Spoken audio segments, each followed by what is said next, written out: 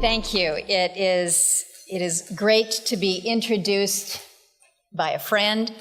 It's also nice to be following your speaker that was just here, Secretary Zinke. He and I have been working on many of our nation's priorities when it comes to energy, whether it's what we're doing with permitting reform, whether it is the park maintenance backlog. We've got a lot of issues that we're working together pretty high on our energy priority list. So I'm here at your invitation and am pleased to be here as we really reflect on where we are as a nation when it comes to how we produce and how we consume energy. It's been a long period of time where we've really been focused on the scarcity side of the energy equation. But I think we recognize that our domestic production is hitting new records. Our research and development efforts are connecting with entrepreneurs who are bringing great new ideas to the market. We're leading the way in a changing world, and that in turn makes it really exciting to be chairing the Energy and Natural Resources Committee at this time. Last summer, we had a hearing that was focused on cost reductions in emerging technologies and how they're becoming just more and more competitive. And I thought it was a great hearing, but we managed to hold it on the same day that James Comey was testifying in front of the Intelligence Committee. So there weren't a lot of people that were paying attention to us, but it was a great hearing. It was very compelling. Things like the cost of wind turbines decreasing by 27% from 2009 to 2015. The cost of solar panels fell by 60% over the past decade. The cost of lithium-ion batteries has dropped by nearly 80% since 2010. So, it's really no surprise that we're seeing more wind farms, more solar installations, more electric vehicles. These technologies and so many others are not just creating jobs and contributing to economic growth, they're also reducing our greenhouse gas emissions. And so I think we've got a good story to tell here, a strong story. Our emissions have declined in 7 of the past 10 years. They're now 14% lower than in 2005. That's progress, but of course we know that we need to do more. We can and should and will do more. So what has Congress done in order to advance that, to be focused on clean energy accomplishments? We've been working on several bills that have made some good headway. A number of bills to promote hydropower, a renewable resource that's clean, base load, and I think frequently left out of the conversation. I think you're going to be seeing more hydropower bills that will be on their way to the president's desk. They were included in a good bipartisan bill, the American Water Infrastructure Act. With tax reform and what we saw with the lowering of the corporate rate, we've got greater expensing for transmission and other projects. We ensured that renewable credits were preserved along the way. In February, we effectively tripled the tax credit for carbon capture and sequestration. We extended the credits for biodiesel, geothermal, and other resources. There's another aspect of the clean energy front that I think doesn't see enough attention, and that's what we have been doing with the funding side of the ledger within the Department of Energy, pushing out and encouraging efforts to advance scientific discovery and technological innovation. And with the bill that was signed in Nevada last week, we're going to see, again, that strong funding into next year. A few other notable wins in recent days, the Nuclear Energy Innovation Capabilities Act. This creates partnerships between the private sector and government researchers for the next generation of nuclear power. This is going to be signed into law, hopefully at the end of this week.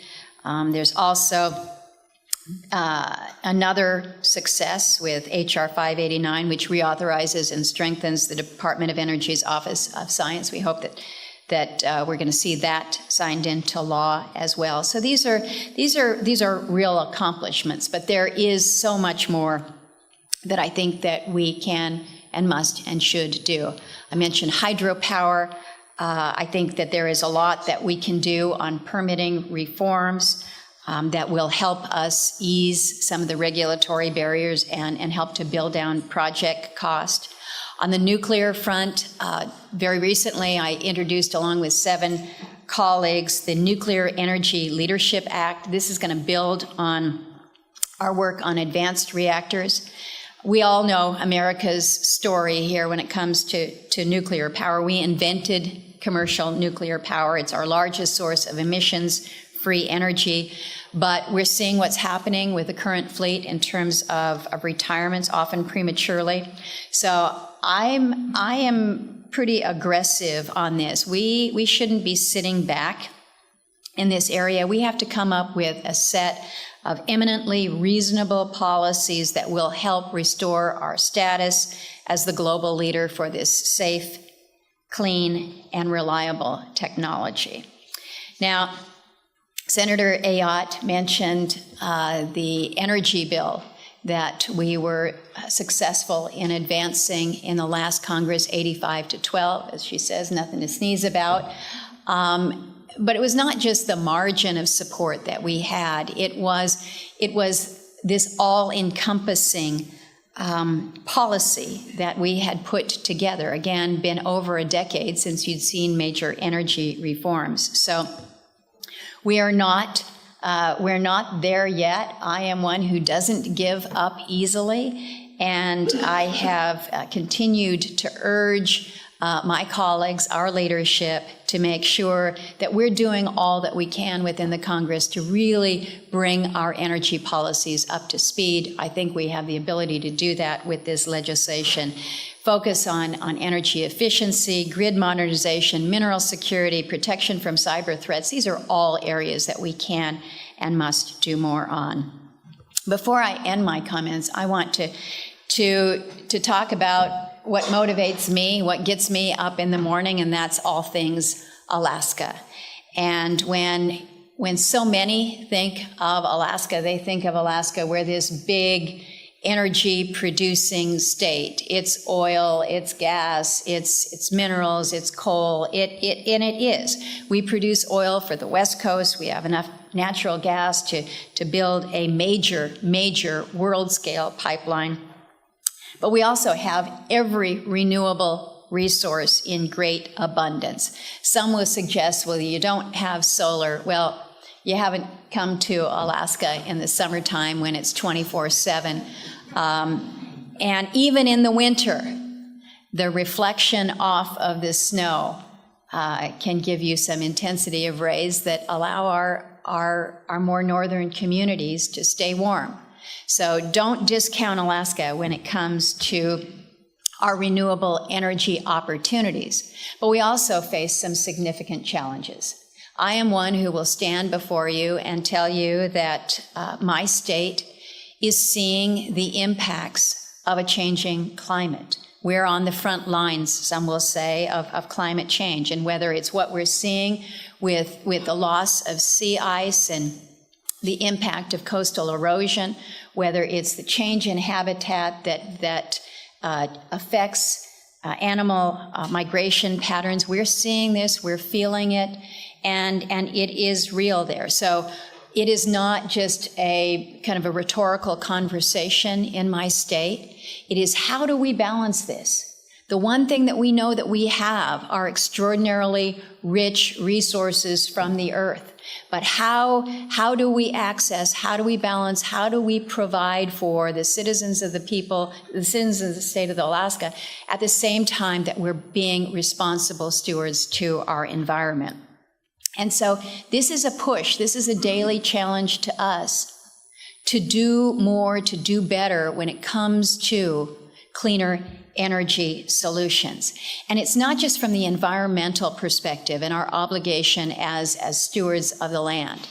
It's because our costs right now are so extraordinarily high that it forces a level of innovation.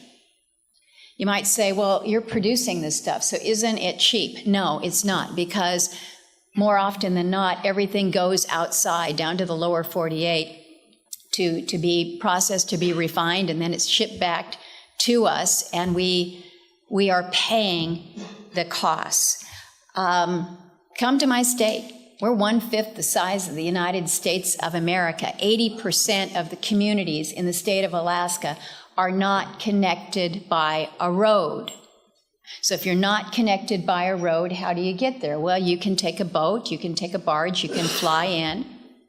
I was in a community on Saturday, the community of Noatak, beautiful little community up in Northwest.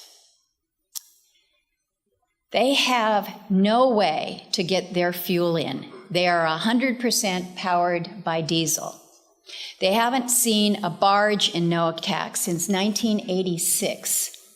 The river has changed, and so you can't get a barge up that far. So how do you get your fuel in? You fly your fuel in. They're paying $9.99 a gallon for their fuel. So think about what that does. Think about what that means to you as a community. That means that you have less to spend on everything else. Think about being in a community where close to 50% of your income goes to keep you warm. Well, if this doesn't challenge you to be innovative and pioneering in alternate energy solutions, I don't know what does. You know, we talk about the stories. They're not anecdotal. These are real, live people living in this country. When I have a woman in a Yukon River community come up to me, giving me a small receipt for her fuel, and she says, I'm fostering a young baby. I need to buy formula, but it's cold, and I spent the $50 that I had to buy 5 gallons of home heating fuel, because it's really important that I can keep my house somewhat warm. These are some of the trade-offs that you face when your energy costs are sky high. And that's the reality of life for far too many still in my state. So what we are doing to change things, to make things better, is an imperative. So whether you're a community like King Cove, that through the addition of a second small little hydro facility, now that community is close to 100% on their hydro. So they're not having to rely on diesel anymore. They're not using that as a diesel backup.